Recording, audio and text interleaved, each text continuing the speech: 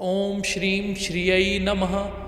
ओम श्रीम श्रीयै नमः। तो सभी से मेरा निवेदन है कि जो दिवाली है 21 तारीख को मनाएं, 20 को नहीं। हमारे सनातन धर्म में 4 रातें ऐसी कही गई हैं जो सबसे काली रातें होती हैं। एक होली की रात, दूसरा दिवाली की रात, जन्माष्टमी की रात और चौथा होती है नरक चतुर्दशी जो जस्ट दिवाली से एक दिन पहले आती है। ये सबसे बेनिफिक हमारे लिए होती हैं। तो सर, पूजा करते हुए वास्तु के अकॉर्डिंग किस दिशा का हमें बहुत ध्यान रखना चाहिए? कभी भी ना दक्षिण दिशा की तरफ मुंह करके कोई भी कार्य नहीं करना चाहिए। इस दिन अपने जो गेट है उसके ऊपर साइड पे स्वास्तिक का निर्माण करें। क्यों? क्योंकि स्वास्तिक जो है हर तरीके की नेगेटिविटी को खत्म करने वाला एक चिन्ह कह सकते हैं हम इसे। घर में जो है विष्णु भगवान समेत लक्ष्मी जी रखें, जिसमें लक्ष्मी जो है विष्णु भगवान के चरण दबा रही हो। तो इससे जो हमारे रिलेशंस हैं वो किसी भी तरीके के रिलेशन हो मधुर बनते हैं।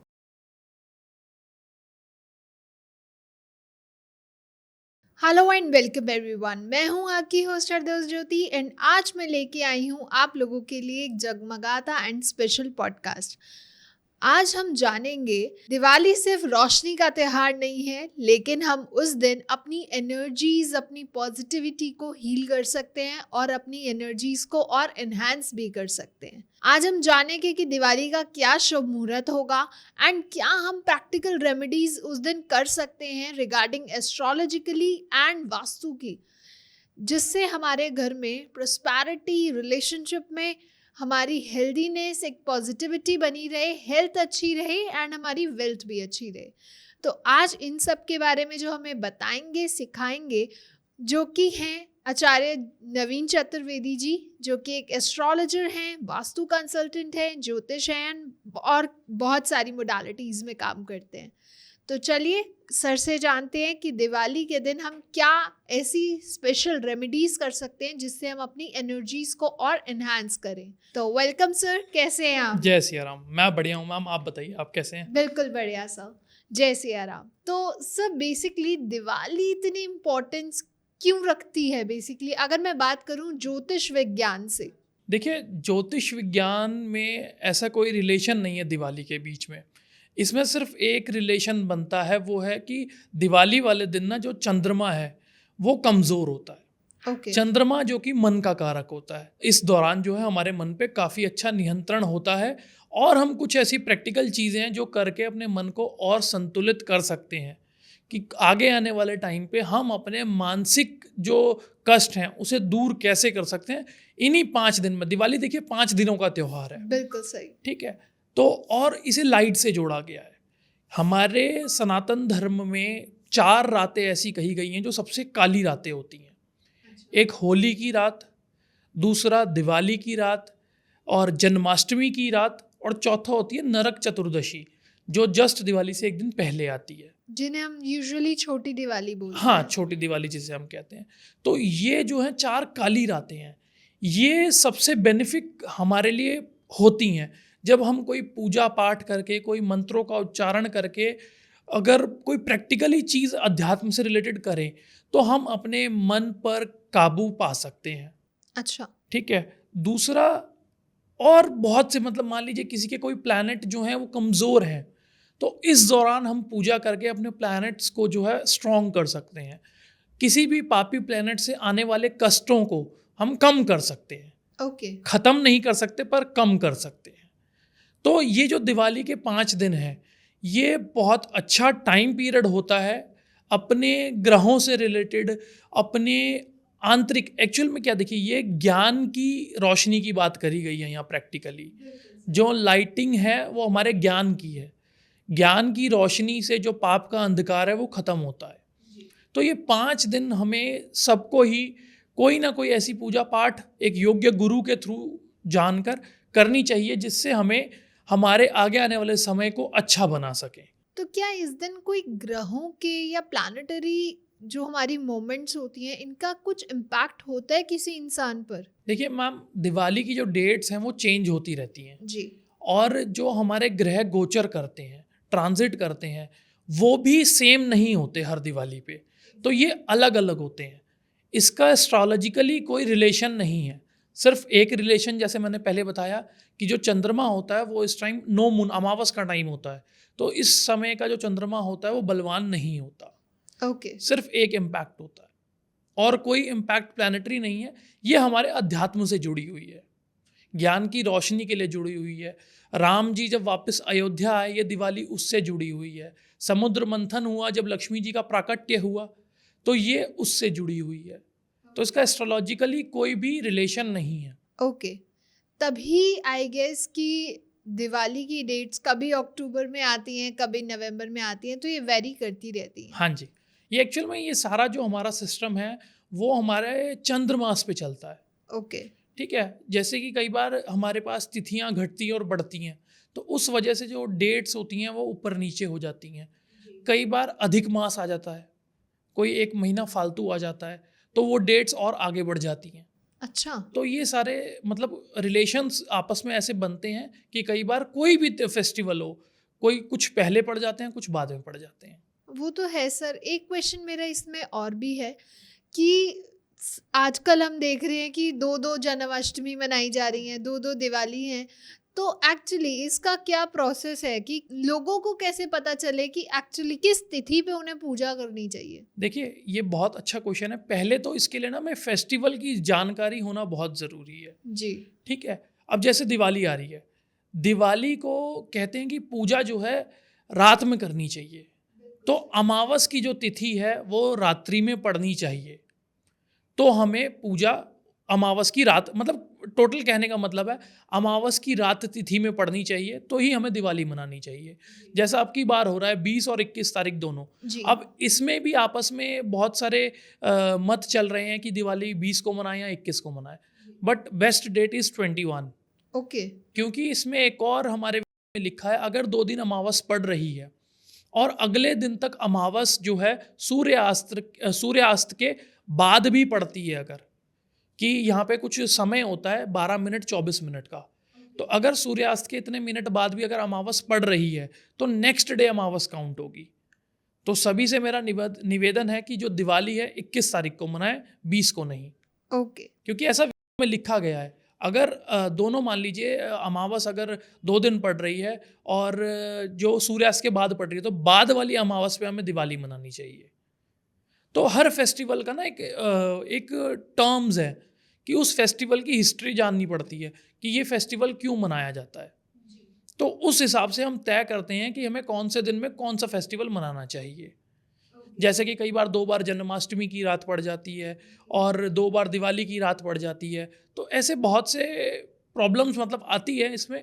बट हमेशा कोई भी फेस्टिवल मनाने से पहले किसी योग्य गुरु या किसी योग्य पंडित से अच्छे से सलाह करने के बाद, क्योंकि हमारे पंचांगकार जो भी हैं, जो भी हमारी तिथियां चलती हैं वो पंचांग के हिसाब से चलती हैं। बिल्कुल सही। तो जो पंचांग का ज्ञान रखता हो, पहले उससे सलाह मशवरा करके तब हमें जो फेस्टिवल की डेट फिक्स करनी चाहिए, ना कि अपने मन से।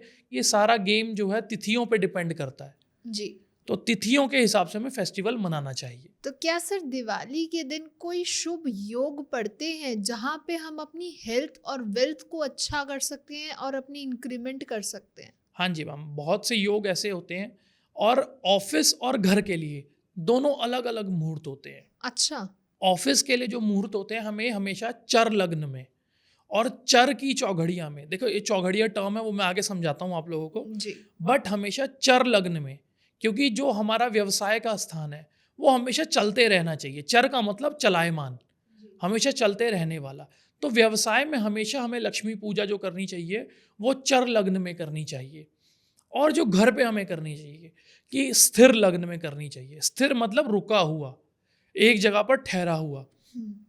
तो हमारा मानना ऐसा है कि ऑफिस में हमेशा लक्ष्मी चलती रहनी चाहिए, चलेगी वो तभी बढ़ेगी।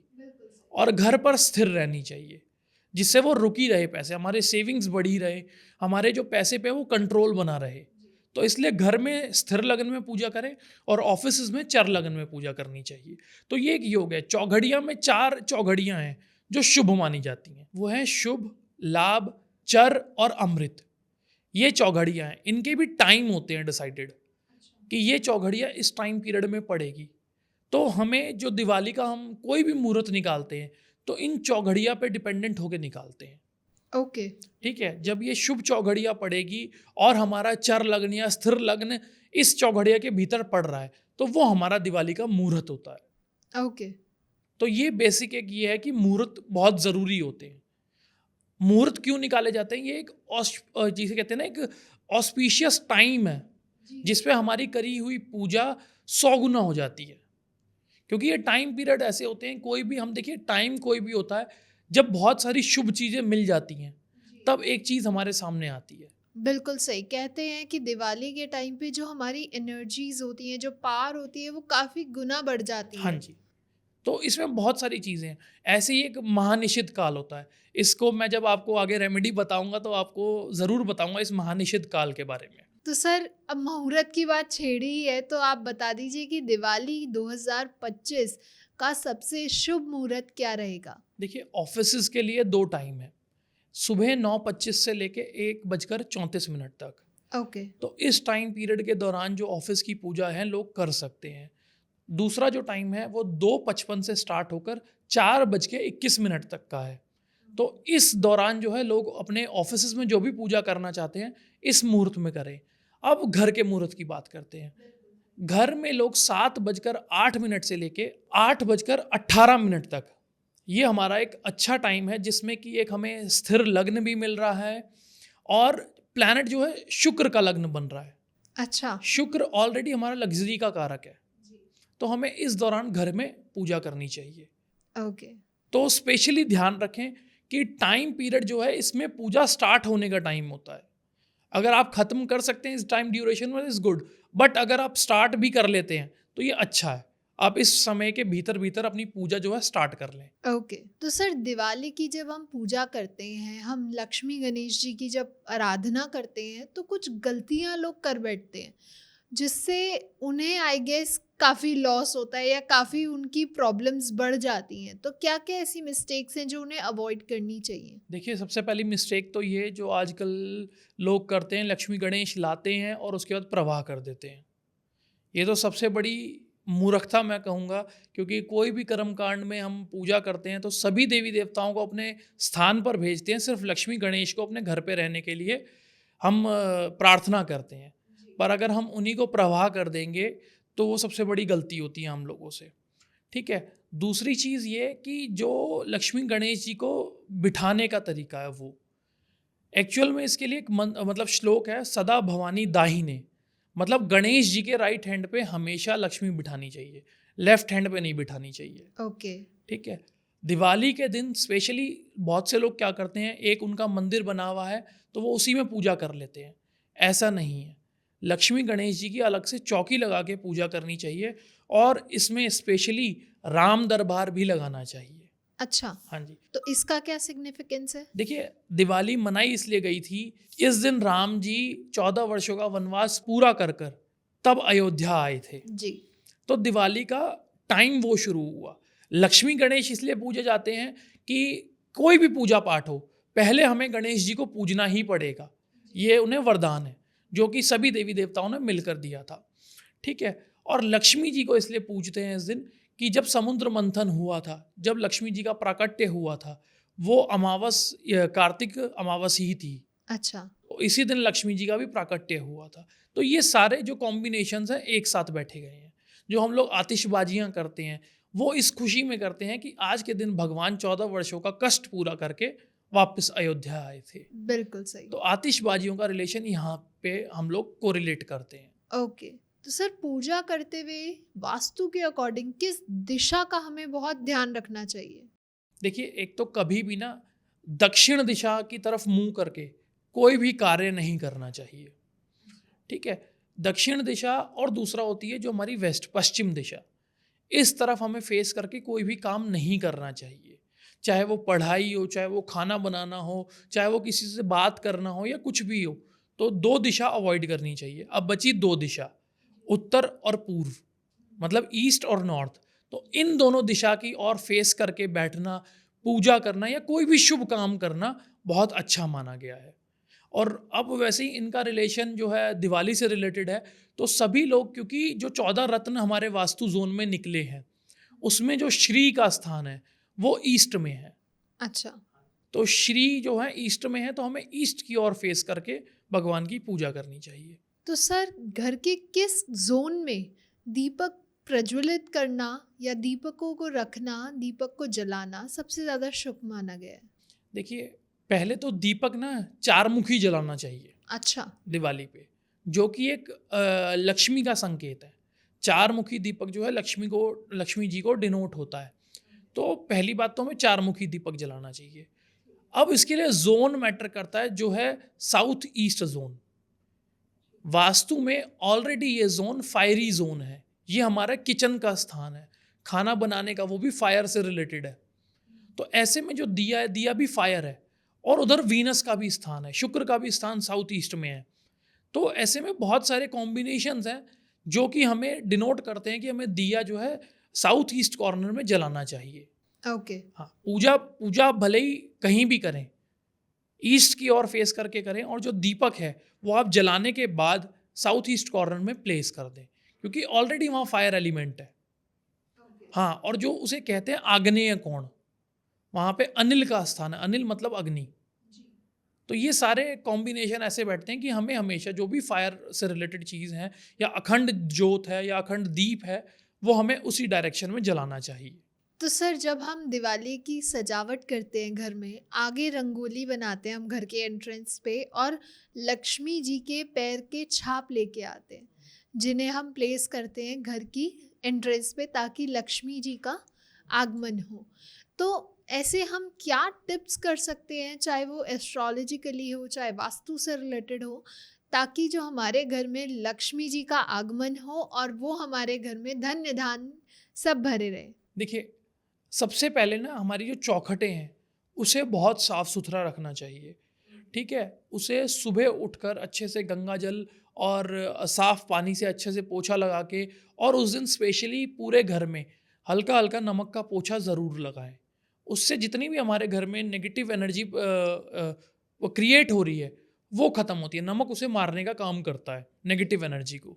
ठीक है, कई बार आपने देखा होगा कि नज़र उतारने में भी नमक का प्रयोग होता है। बिल्कुल सही। तो नमक का हमें उस दिन पोछा मारना चाहिए, चौखट को बहुत अच्छे से क्लीन करके, और उस दिन खास कर की एक कहते हैं ना, कपूर से भरा हुआ एक कपड़ा या कोई भी चीज़ हमारे मेन एंट्री पे हमें टांगनी चाहिए। अच्छा। उससे क्या होती है, कपूर क्या है, एक पॉजिटिव वाइब क्रिएट करता है। एक जो फ्रेगनेंस है ना, बहुत अच्छी रहती है, तो नेगेटिव एनर्जी को जल्दी क्रिएट नहीं होने देता। तो साफ सफाई करके एक अच्छा सा फूलों से सजा के अपने गेट को हमें रखना चाहिए, और इस दिन खासकर सुख शांति घर में रखनी चाहिए अपने। देखिए, रखनी तो हर दिन चाहिए, बट स्पेशली जब दिवाली की बात आ रही है तो हम दिवाली की बात करेंगे कि घर में किसी भी तरीके की लड़ाई, ऊंची आवाज़, ये सब नहीं होनी चाहिए। जी। तो तभी इन सारी चीज़ों, देखिए, सिर्फ एक दिन लक्ष्मी का प्रवेश नहीं है, हमारे घर पर लक्ष्मी किसी भी दिन कभी भी आ सकती हैं। जब इंसान सच्चा है, सत्कर्म पे चल रहा है, सच्चे रास्ते पे चल रहा है, तो लक्ष्मी उसके घर कभी भी आ सकती हैं। हाँ, और माता से प्रार्थना ज़रूर ये करें कि माता जब भी आए तो भगवान विष्णु के साथ आएँ। अच्छा। हाँ, अकेले ना आएँ, क्योंकि कई बार अकेले जो लक्ष्मी है वो उल्लू पे बैठ के आती हैं। तो हमारी कई बार बुद्धि भ्रष्ट होना, उल्टे सीधी चीज़ों में दिमाग लगना, या हमारा पैसा जो आ रहा है वो गलत जगह पर प्रयोग होना, तो इन सारी चीज़ों का बहुत ज़्यादा रिलेशन बन जाता है। तो इस दिन खासकर जो पूजा भी करें, चौकी भी लगवाएं, भगवान विष्णु सहित लक्ष्मी जी की चौकी लगाएं। सिर्फ लक्ष्मी गणेश जी तो हैं, बट एक छोटी सी प्रतिमा ऐसी भी रखें। और ये एक वास्तु रेमेडी है कि घर में ना लक्ष्मी और विष्णु भगवान की साथ में एक फोटो ज़रूर, मतलब मंदिर में हमारे प्रतिमा ज़रूर होनी चाहिए, एक तस्वीर ज़रूर होनी चाहिए। इससे हमारे घर में जो फैमिली में रिलेशंस हैं वो बहुत अच्छे बने रहते हैं। एक मधुर रिलेशन आपस में हस्बैंड वाइफ का जो है वो एक बहुत अच्छा बना रहता है। ओके। तो सर, दिवाली के दौरान घर की एंट्रेंस, वर्क प्लेस या घर में और भी जो एरियाज हैं उस पे हम क्या सिंपल रेमेडीज कर सकते हैं वास्तु की, ताकि हमारे घर में नेगेटिव ऑरा ना रहे एंड पॉजिटिविटी रहे?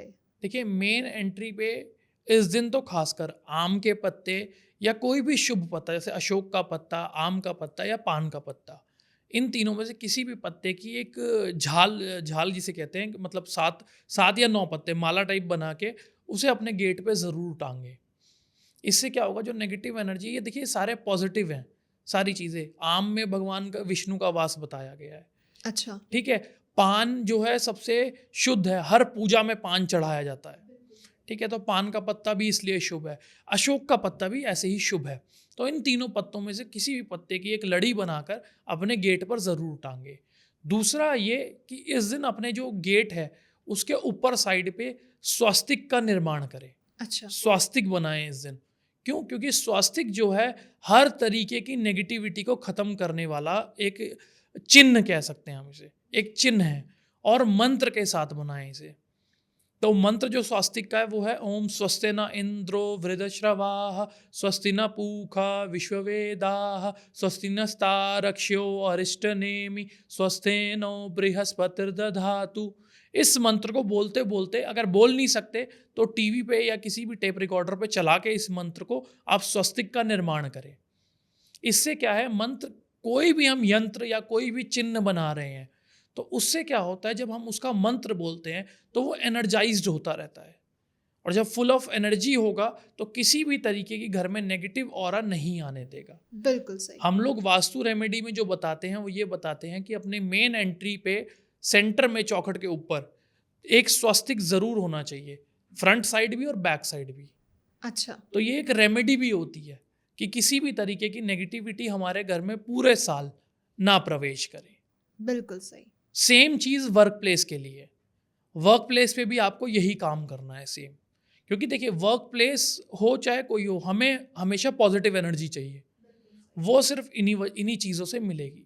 तो आपके अनुसार दिवाली की पूजा करते हुए हमें किस संकल्प से पूजा करनी चाहिए ताकि हमें पूरे साल पॉजिटिविटी एक मिलती रहे? देखिए संकल्प तो मैं यही कहूँगा कि हर इंसान को कोई भी त्योहार हो उस पर एक ही संकल्प लेना चाहिए कि भगवान, मैं एक संकल्प लेता हूँ कि आगे आने वाले टाइम में मैं जितना हो सकेगा झूठ बोलने से बचूंगा, व्यभिचारों से बचूंगा, किसी भी तरीके की जो गलत संगत है उससे बचूंगा।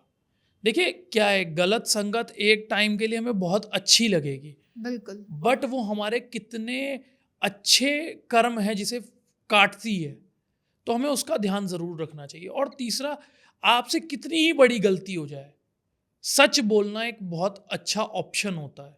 एक गलती छुपाने के चक्कर में हमें 100 झूठ बोलने पड़ेंगे और वो 100 झूठ हमारे 1000 सफल कर्मों को, अच्छे कर्मों को काटेंगे, खत्म करेंगे।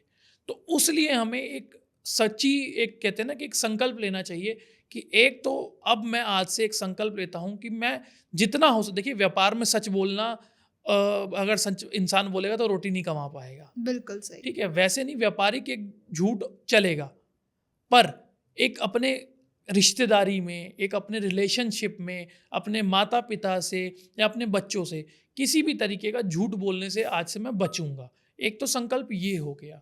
और दूसरा संकल्प ये कि भगवान जहाँ भी मेरे को कोई ज़रूरतमंद दिखेगा, जितनी मेरी क्षमता होगी उस हिसाब से मैं उसकी सेवा ज़रूर करूँगा। ये 2 संकल्प ऐसे हैं। ये दोनों संकल्प निभाने से जब आप करेंगे स्टार्ट, दूसरे, तीसरे, चौथे दिन से ही आपको एक पहले तो लगेगा कि यार ये मैं क्या ही कर रहा हूँ, मेरे को तो और ज़्यादा नेगेटिव चीज़ें भोगनी पड़ रही हैं, बट वो एक शॉर्ट टाइम के लिए होगी। बिल्कुल। क्योंकि हमने जो गलत कर्म आज तक किए हैं जाने अनजाने में, अब वो भी तो कटने हैं। वो सिर्फ उस चीज़ को जल्दी जल्दी भोगने के चक्कर में ही कटेंगे। 5-6 दिन, 10 दिन, महीना भर, इससे ज़्यादा नहीं। उसके बाद आप देखेंगे कि आपकी जो प्रमोशंस हैं, आपके घर में इनकम है, वो अच्छी जगह उपयोग होगी। आज से पहले बहुत सी चीज़ें ऐसी आती हैं कि किसी दवाई में चले गए, कोई चोरी हो गई या कुछ हो गई या पैसे गिर गए। ये सारी चीज़ें हमारे कर्मों का फल है। बिना कर्मों के फल का ये नहीं हो सकता। अगर कोई हमें आज एक थप्पड़ मार रहा है तो वो भी हमारे कर्म का फल है। बिल्कुल सही। तो हमें ये 2 संकल्प जो हैं स्पेशली लेने चाहिए। एक तो अपने परिवार में झूठ बोलने से बचूंगा, दूसरा आगे जो भी मुझे ज़रूरतमंद लगेगा, मैं उसकी जितनी मेरी जेब अलाउ करेगी उतनी उसकी सेवा कर सकता हूँ। बस ये 2 संकल्प हमें लेने चाहिए, उसके बाद भगवान अपने आप देखेगा। ओके। तो सर इस दिवाली जिनके हेल्थ में इशू चल रहा है या रिलेशनशिप में इश्यूज आ रहे हैं, उनको आप क्या रेमेडीज रिकमेंड करेंगे, चाहे वो वास्तु से रिलेटेड हो चाहे एस्ट्रोलॉजिकली, जिससे वो पॉजिटिव कर सकें अपने उन एरियाज़ को? देखिए, अभी जस्ट थोड़ी देर पहले भी मैंने एक रेमेडी बताई थी आपको कि घर में जो है विष्णु भगवान समेत लक्ष्मी जी रखें, जिसमें लक्ष्मी जो है विष्णु भगवान के चरण दबा रही हों। अच्छा। हाँ, तो इससे जो हमारे रिलेशंस हैं वो किसी भी तरीके के रिलेशन हो, एक तो वो मधुर बनते हैं। ठीक है, अब डिपेंड करता है कि आपके घर की एंट्री किस डायरेक्शन की है। हुँ, ठीक है, तो वो मैं डिस्क्रिप्शन में मैं आपको लिख के दे दूंगा, आप डिस्क्रिप्शन में डाल देना, तो जिससे लोग देख सकें। बिल्कुल। एंट्री के हिसाब से बेसिक बेसिक रेमेडीज़ हैं जो लोग परफॉर्म करेंगे और अपने घर में जितने मधुर रिलेशंस हैं और मतलब इनकम है उनके रास्ते खोल सकेंगे। सेकंड रेमेडी ये कि नॉर्थ डायरेक्शन में घर की एक पानी का संसाधन या पानी का कोई भी स्रोत, जैसे कि फाउंटेन हो गया या किसी एक बर्तन में पानी भर के रखना, उसे डेली डेली चेंज करना, ये एक हमारी इनकम को अच्छा करने का अच्छा उपाय है। ओके। क्योंकि नॉर्थ जोन में है, जो नॉर्थ टू ईस्ट, ये पूरा जो जोन कवर होता है नॉर्थ ईस्ट और ईस्ट के बीच का पूरा, ये पूरा वाटर का जोन है। तो यहाँ पे वाटर रखने से क्या होगा, हम उस एरिया को, कुबेर का स्थान है नॉर्थ, तो उस एरिया को और मजबूत करेंगे।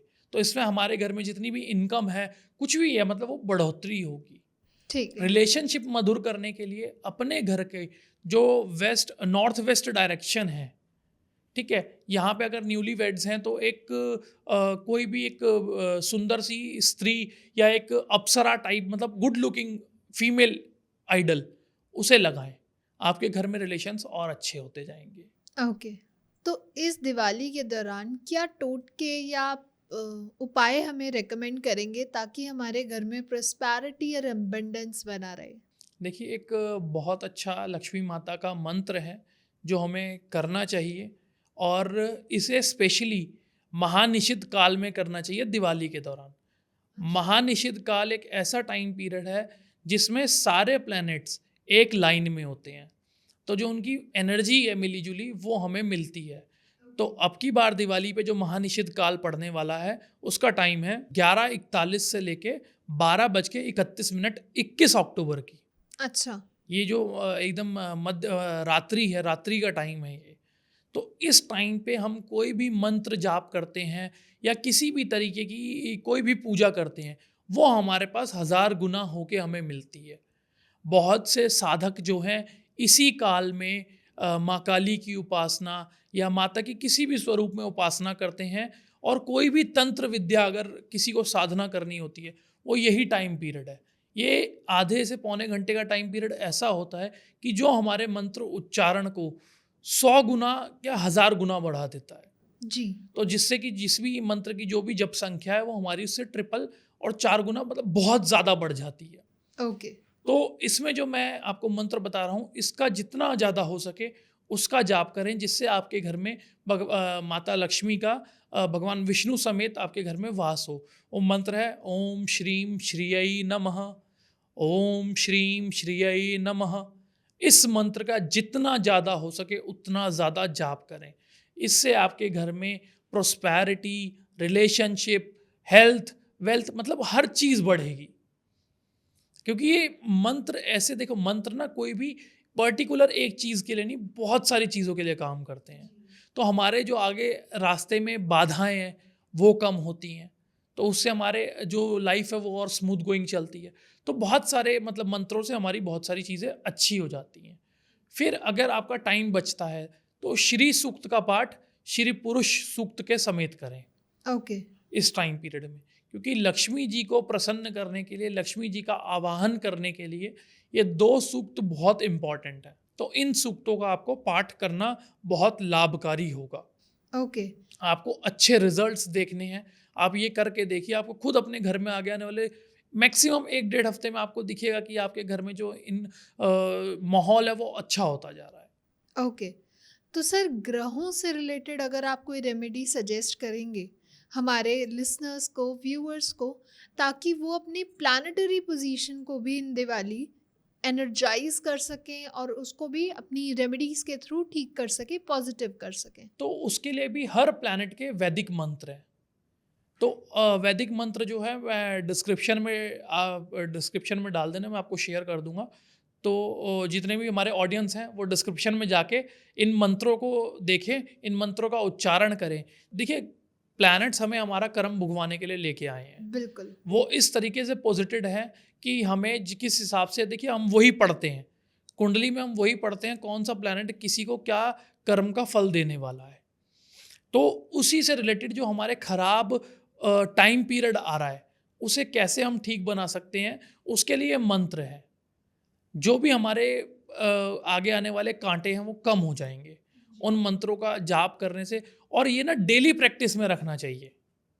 जिस भी ग्रह की महादशा चल रही हो उस ग्रह से रिलेटेड हमें मंत्र उच्चारण करने चाहिए, जिससे उसके नेगेटिव इम्पैक्ट जो है वो कम हो जाए, और अगर पॉजिटिव की चल रही है तो वो और पॉजिटिव हो जाए। तो सर बहुत अच्छा लगा आपसे जानकर कि इस दिवाली हम क्या क्या रेमेडीज़ परफॉर्म कर सकते हैं, क्या क्या हम अपनी लाइफस्टाइल को इन्हेंस और अपनी एनर्जी को और इम्प्रूव करने के लिए, इंक्रीमेंट करने के लिए एनर्जीज़ में क्या क्या छोटे टिप्स को यूज़ कर सकते हैं, ताकि इस दिवाली हमारी लाइफ में prosperity, wealth, health and relationship अच्छा बना रहे।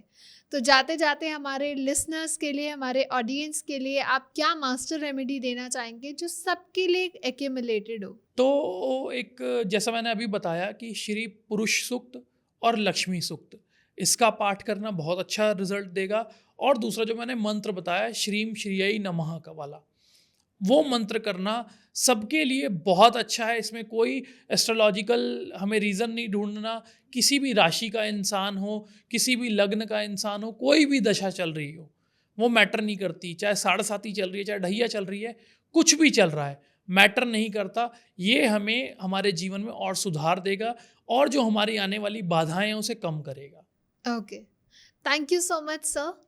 आज बहुत मज़ा आया, एक बहुत आई ओपनिंग पॉडकास्ट था हमारा, एंड ऐसे ही हम और भी नए नए टॉपिक्स पे बातें करते रहेंगे।